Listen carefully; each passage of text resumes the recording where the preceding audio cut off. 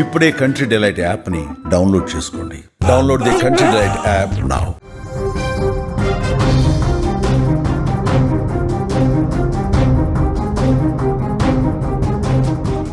ఎలా మనవరాలుంటే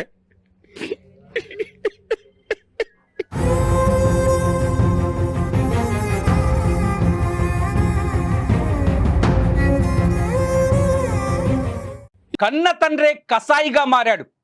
మద్యం మత్తులో మనిషిని అన్న సంగతిని మరిచిపోయి ఒక బిడ్డకు తండ్రిని అన్న సోయిని మరిచి మృగంలాగా మారాడు.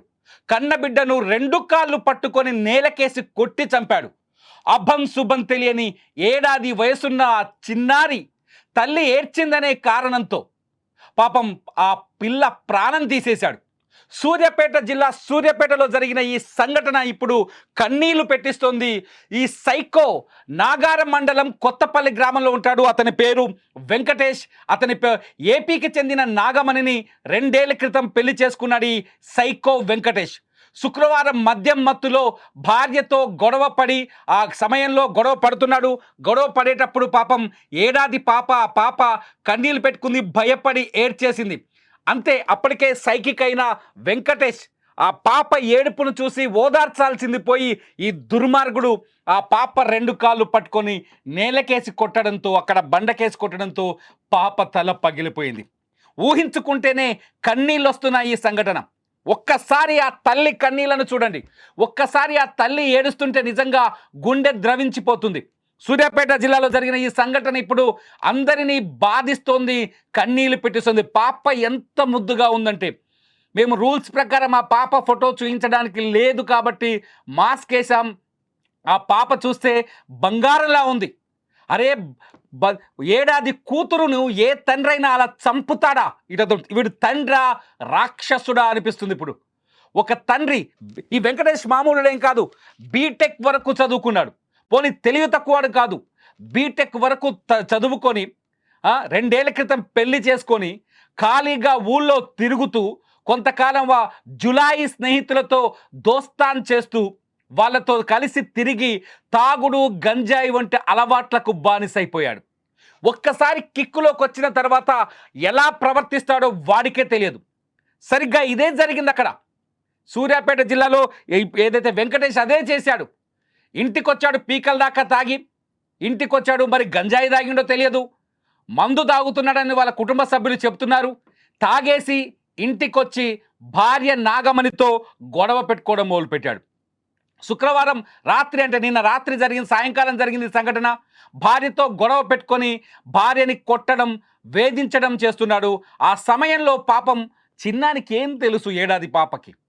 ఆ సమయంలో ఆ పాప అక్కడే ఉండి తల్లిని, నాన్న కొడుతుంటే, ఈ వెంకటేష్ తల్లిని కొడుతుంటే ఆ పాప భయపడిపోయింది.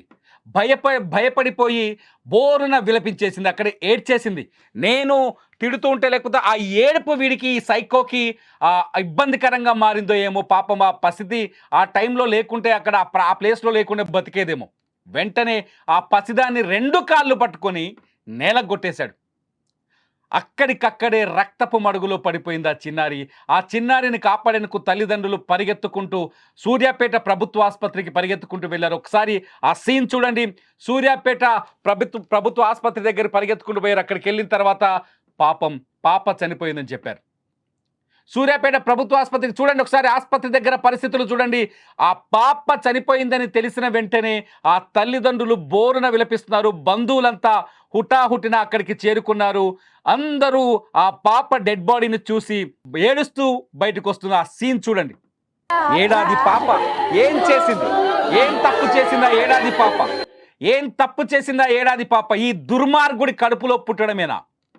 ఈ తాగుబోతు కడుపులో పుట్టడమే ఆ పాప చేసిన తప్ప?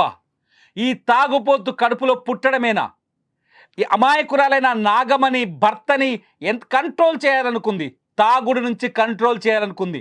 బీటెక్ చదివాడు కదా, ఏదైనా మంచి ఉద్యోగం చేస్తాడనుకుంది. కానీ కొద్ది రోజులుగా తాగుడు కోసం తాగుబోతుగా వెంట తిరిగాడు. కూలి పనులకు వెళ్ళి ఆ డబ్బులు తీసుకొచ్చి తాగేసి ఇంటికొచ్చి భార్యని వేధించడం మొదలుపెట్టాడు. ఒకసారి మీరు ఆలోచించండి, మీ పిల్లలు, మీ కుటుంబంలో మీ కొడుకు, మీ కన్న కొడుకు ఇలా తయారైతే, తాగుబోతుగా తయారైతే ఎంత ప్రమాదకరంగా మారుతుంది. ఏ భార్య తాగుబోతు భర్తను భరించగలుగుతుంది? పీకల దాకా తాగేసొచ్చి ఇంటికొచ్చి భార్యపై దాడి చేస్తుంటే, పీకల దాకా తాగేసొచ్చి కుటుంబ సభ్యుల్ని బాధ పెడుతుంటే ఎవరు భరించగలరు? అలాగే నిలదీయాలనుకుంది నాగమణి భర్తని. కానీ నిలదీసే క్రమంలో పాపం అభం శుభం తెలియని ఆ చిన్నారి అక్కడే ఉంది, ఏడ్చింది. దీంతో చిన్నారిని 2 కాళ్ళు పట్టుకొని నేలకేసి కొట్టాడు. ఈ సంఘటన నిజంగా కన్నీళ్ళు పెట్టిస్తుంది. ఒక్కసారి ఆ తల్లి ఏడుపు వినండి, మీ గుండెలు కరిగిపోతాయి, మీ కళ్ళ నుంచి కన్నీళ్లు కారుతాయి.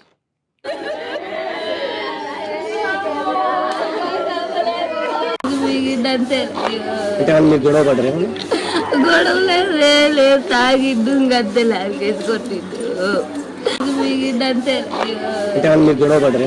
ముందు కూడా ఎప్పుడు ఇంతే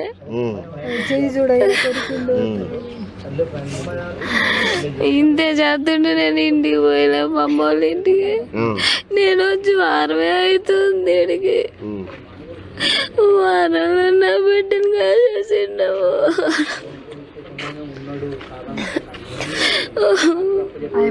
అంటే ఇది చంపి బండకేసి కొట్టిన తర్వాత ఎడిపోయిందమ్మా? ఉన్నాడా ఇంట్లోనే? ఆయన తీసుకొచ్చిన హాస్పిటల్కి?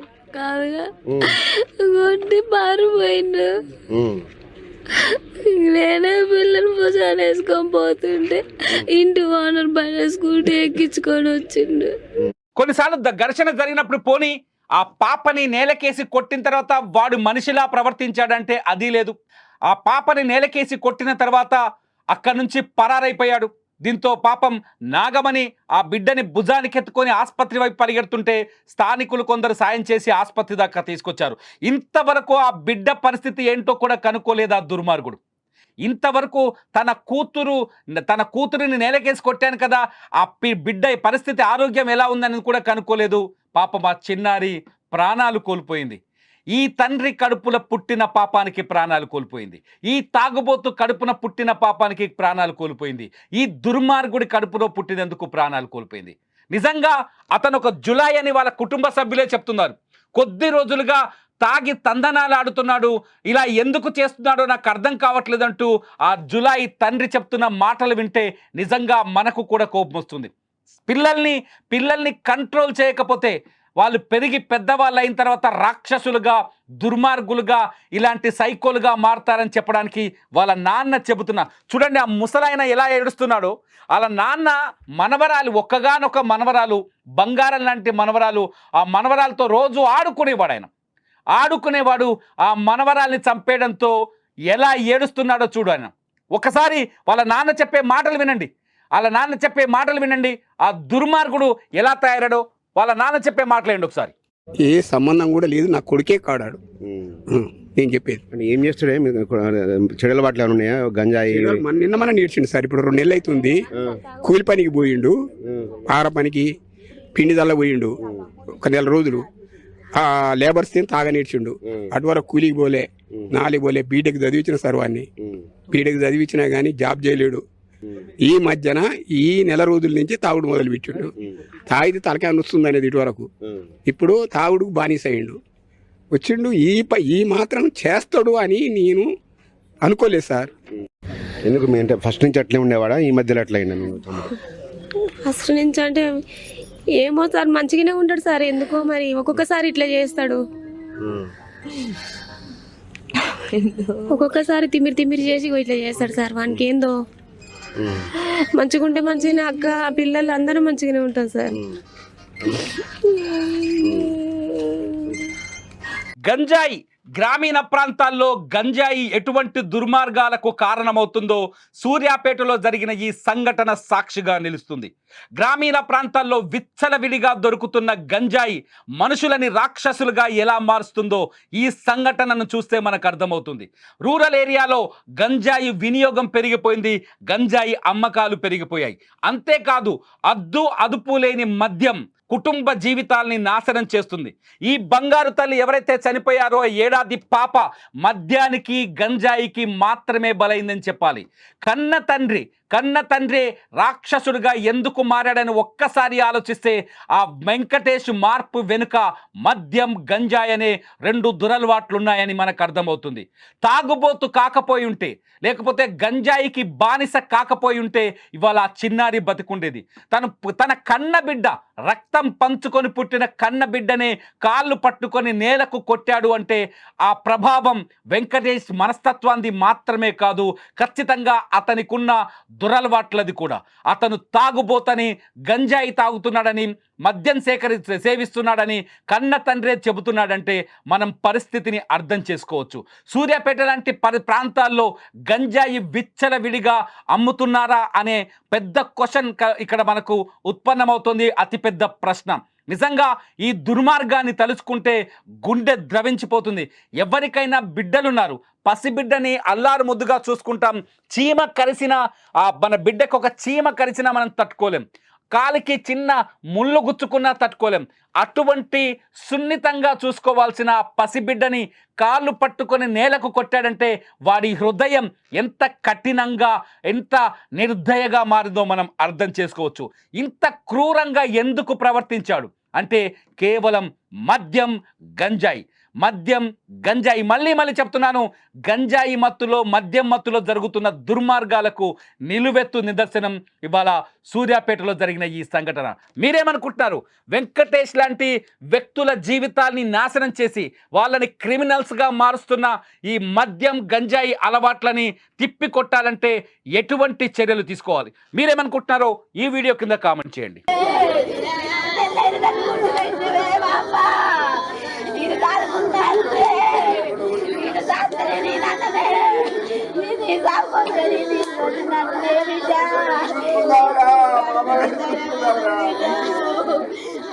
ఈ అలా బరువులు ఉంటే